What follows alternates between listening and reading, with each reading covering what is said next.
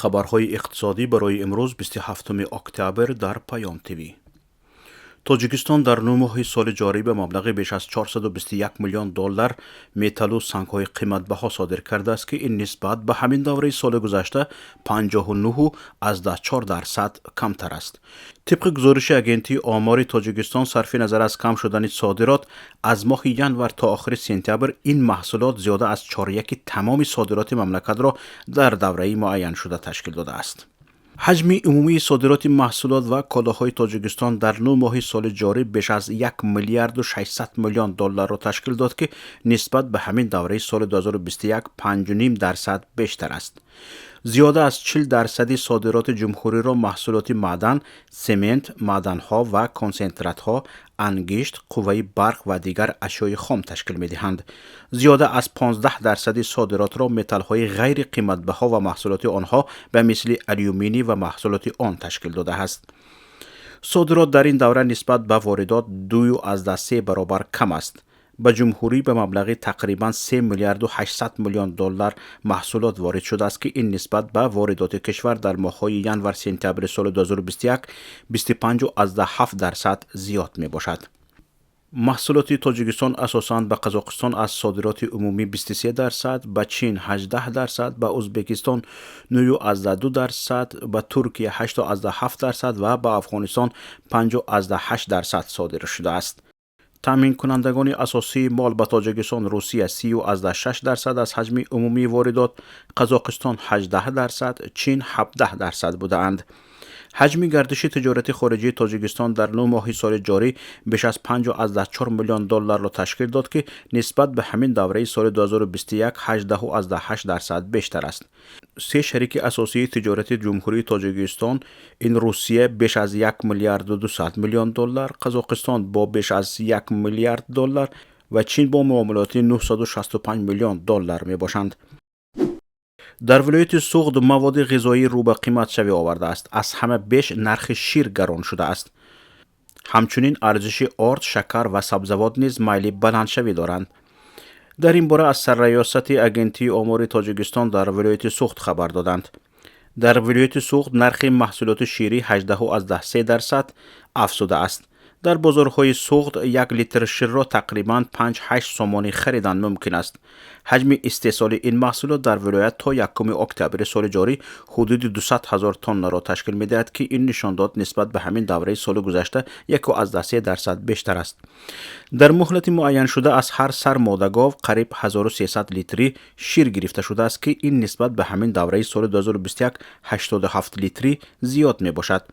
به معلومات این نهاد در ولایت سوخت به جز نرخ شیر، نرخ گوشت 4.5%، نان 4.6%، شکر 6.2% و آرد نوع یکم 11.7% بالا رفته است. ارزش اصلی بعضی سبزیجات به مثل پیاز 1.8 برابر، سبزی و لبلبو 1.7 برابر افزوده است.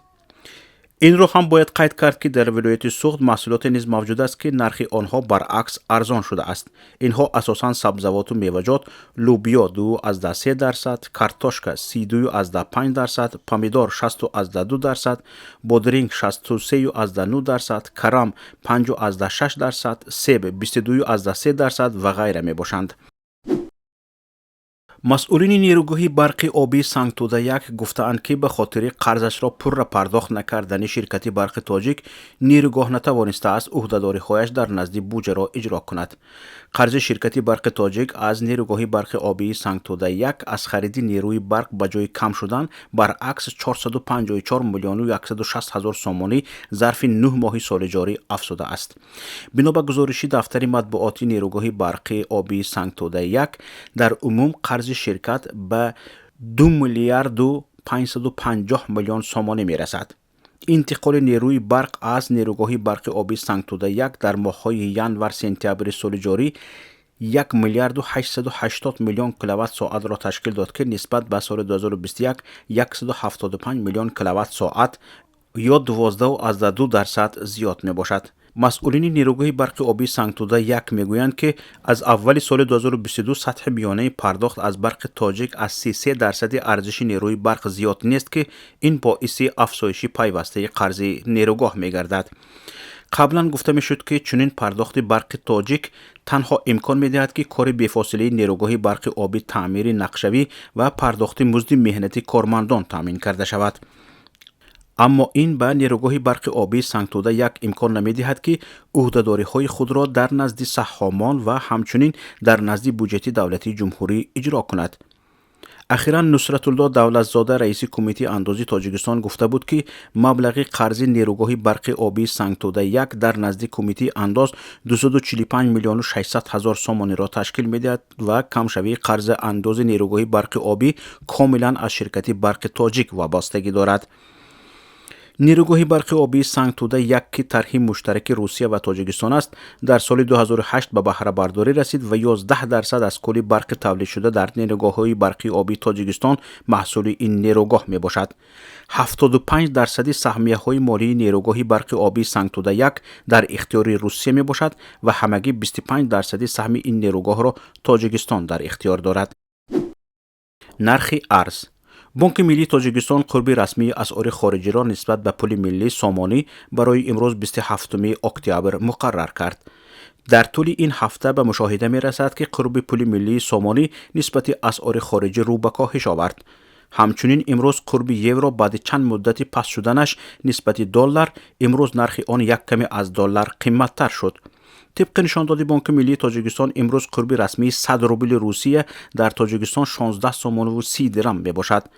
بانک ملی تاجیکستان قرب 100 دلار ایالات متحده آمریکا را 1021 سومانی و 53 درم و 100 یورو را 1023 سومانی و 37 درم مقرر کرده است. نرخ نفت خام. نرخ میانه فروش هر بشکه نفت خام تحویل ماه آینده در بیرژه های لندن 93 دلار و 98 سنت معامله شد. نرخ میانه هر بشکه نفت خام تحویل ماه آینده در بیرژه های نیویورک 88 دلار و 17 سنت معامله شد. نرخ طلا.